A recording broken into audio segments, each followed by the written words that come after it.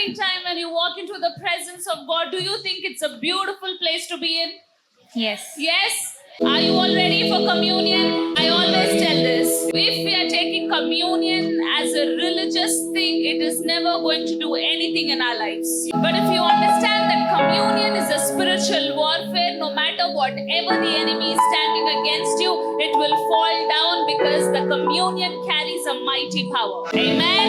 Amen. Let us all turn our Bibles to 1 Corinthians chapter 11 and let's read from 27 to 30. మీరు ఈ రొట్టెను తిని ఈ పాత్రలోనికి త్రాగునప్పుడెల్లా ప్రభు వచ్చే వరకు ఆయన మరణము ప్రచురించుదురు. కాబట్టి ఎవడు అయోగ్యముగా ప్రభు యొక్క రొట్టెను తినునో లేక ఆయన పాత్రలోనిది త్రాగునో వాడు ప్రభు యొక్క శరీరమును గూర్చి రక్తమును గూర్చి అపరాధియగును. కాబట్టి ప్రతి మనుషుడు తను తాను పరీక్షించుకొనవలెను. అలాగు చేసి ఆ రొట్టెను తిని ఆ పాత్రలోనిది త్రాగవలెను. ప్రభు శరీరమని వివేచింపక తిని త్రాగువాడు తనకు శిక్షావిధి కలుగుటకే తిని త్రాగుచున్నాడు. ఇందువలననే మీలో అనేకులు బలహీనులను రోగులనై ఉన్నారు, చాలా మంది నిద్రించుచున్నారు. Apostle Paul is talking to the church of Corinth. అపోస్తలుడైన పౌలు ఇక్కడ కొరింథీ సంఘముతో మాట్లాడుతూ ఉన్నాడు. And he's giving some instructions for the believers who are partaking in the body and the blood of Jesus. అక్కడ ఉన్న విశ్వాసులు ఎవరైతే యేసుక్రీస్తు యొక్క శరీర రక్తంలో పాల్పంచుకుంటారో వారికి కొన్ని సూచనలు అనేవి చేస్తూ ఉన్నాడు. And he says that therefore whoever is taking part in the body and the blood of Jesus in an unworthy manner will be guilty. అలాగే ఎవరైతే ఈ యొక్క యేసుక్రీస్తు యొక్క శరీర రక్తాన్ని అయోగ్యకరమైన రీతిలో పాల్పంచుకుంటూ ఉంటారో వారు వివేచింపక తీసుకునేవారు ఈ యొక్క దోషారోపణకు లోనవుతారని చెప్తూ ఉన్నది.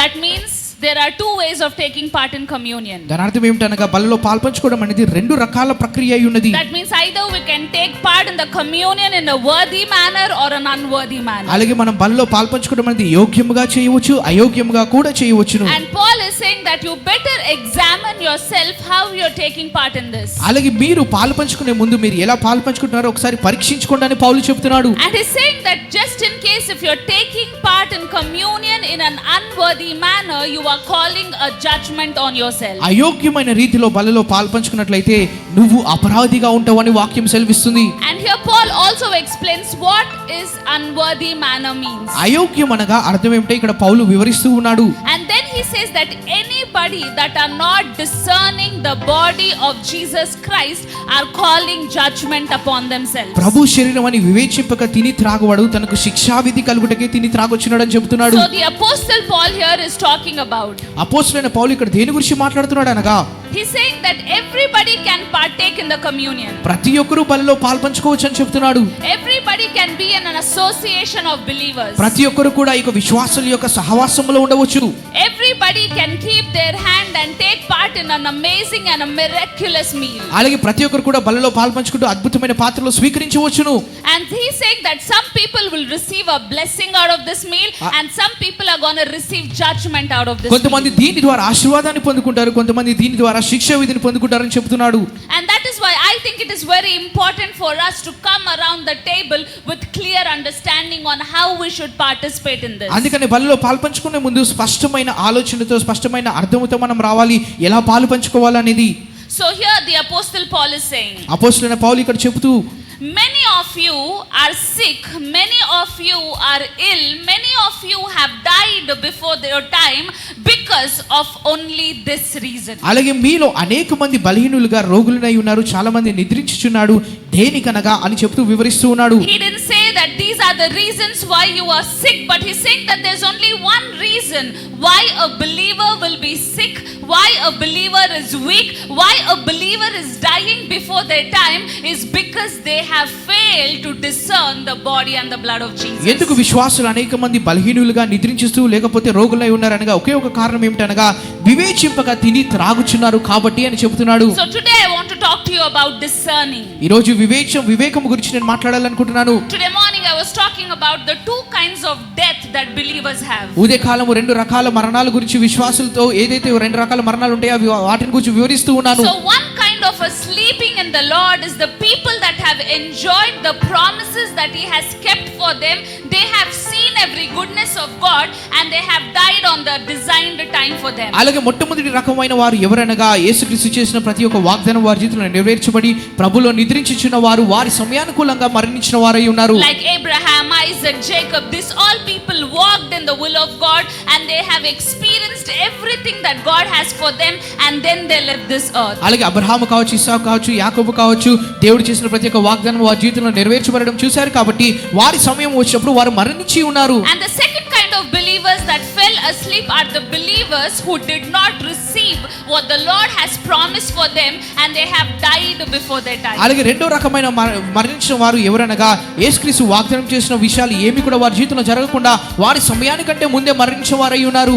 We see Israelites in that place, or we see the church of Corinth, that they could not understand the promises of God, or they could not discern what the Lord has done for them, and they ended up dying before their time. అలాగే అటువంటి రకమైన జనులు ఎవరనగా ఇశ్రాయేలు సంతానం వారు అన్నారు. దేవుడు ఇచ్చిన వాగ్దానం వారి జీవితంలో నెరవేర్చక ముందే వారు సనుగుతూ గునుగుతూ ఉన్నారు. కాబట్టి వారి యొక్క సమయం రాకముందే మరణించి ఉన్నారు. So here Apostle Paul is telling that my heart's desire for you is not that you're going to die before your time, but my desire for you is to discern the body and the blood of Jesus, so that you will not be ill, so that you will not be weak, you will not be sick, and you will not die before your time, but you will experience every goodness of God that is placed in the body and the blood of Jesus. పౌలు చెప్తున్న మాట ఏమిటనగా, నా యొక్క వాంఛ ఏమిటని చెప్తున్నాడు అనగా, మీరు సమయానికి ముందే మరణించకుండా మీరు యోగ్యముగా దీనిలో పాల్పంచుకుని దేవుడు ఇచ్చిన ప్రతి ఒక్క వాగ్దానం మీ జీవితంలో నెరవేర్చబడిన తర్వాత మీరు మరణించాలని చెబుతూ ఉన్నాడు. So how do we discern the body of Christ? యేసుక్రీస్తు యొక్క శరీరాన్ని ఎలా వివేచించి తీసుకొనగలము?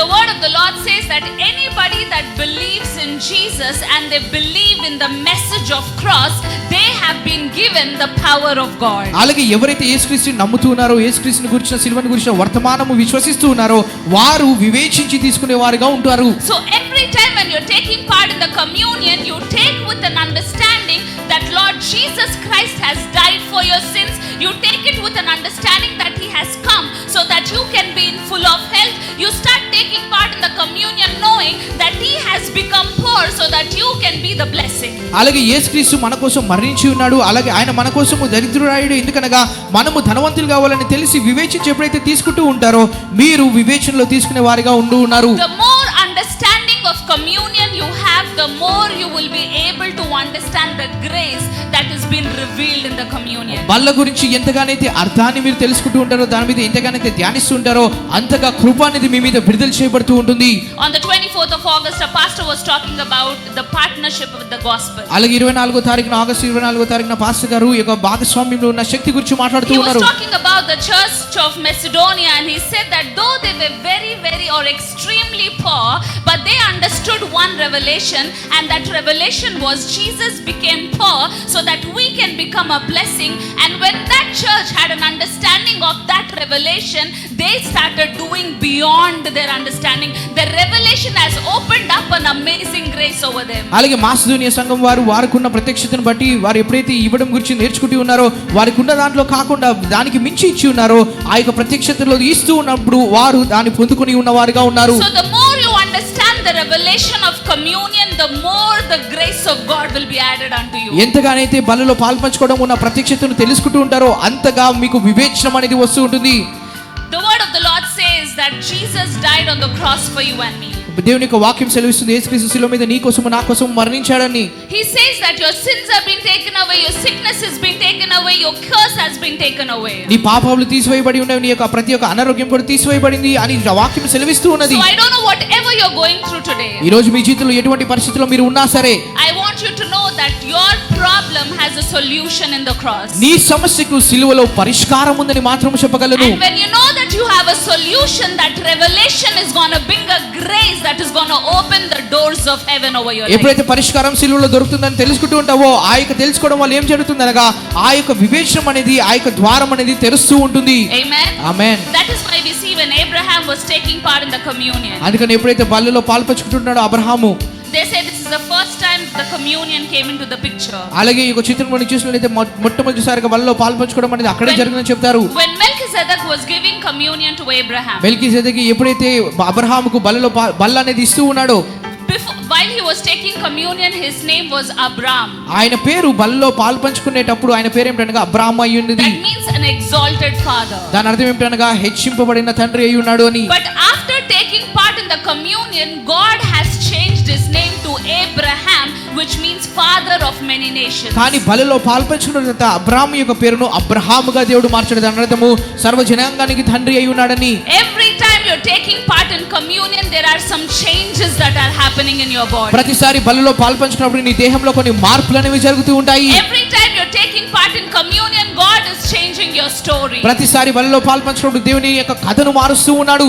Every time you're taking part in communion, every failure is going to become a success because now you're taking part in the only blood of Jesus Christ. ప్రతిసారి బలిలో పాల్పంచుకున్నప్పుడు మీ యొక్క ప్రతి ఒక్క అపజయము ప్రతి ఒక్క ఓటమి అనేది విజయంగా మార్చబడుతుంది. ఎందుకనగా బలిలో మాత్రమే మీరు పాల్పంచుకుంటున్నారు కాబట్టి. And the very interesting thing when God talks to Abraham after taking communion, అలాగే అబ్రహాము ఆ యొక్క బలిలో పాల్పంచుకున్న తర్వాత ప్రభు ఆయనతో మాట్లాడిన మాటలు ఏమిటనగా, he says, now I will give your enemies into your hands. నీ శత్రువుని ఇప్పుడు నీ చేతికి అప్పగించేదనని చెబుతూ ఉన్నాడు.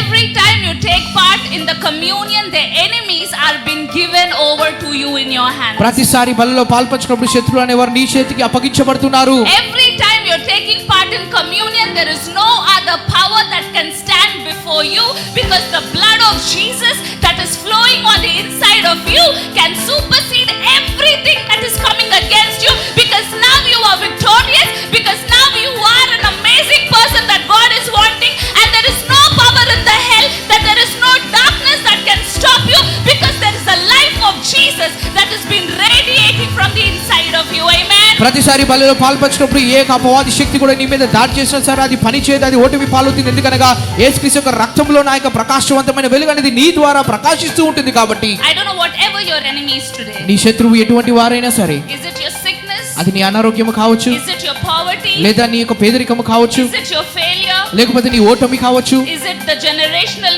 curse that has been passed down from generations to generations? లేదా తరతరాలుగా వచ్చే శాపము కావచ్చు, Or is it witchcraft? అది చేతబడి కావచ్చు.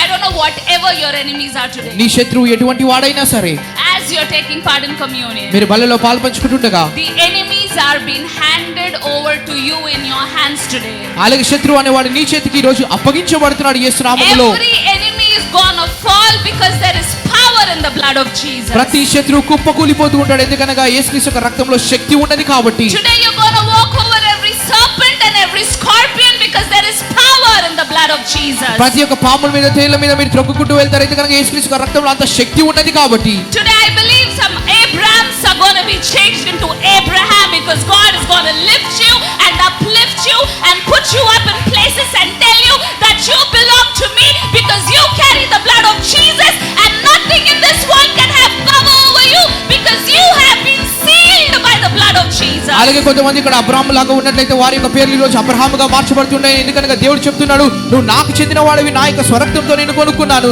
కాబట్టి నీ యొక్క జీవితాన్ని మార్చివేస్తూ ఉంటానని చెప్తున్నాడు. Amen. ఆమేన్.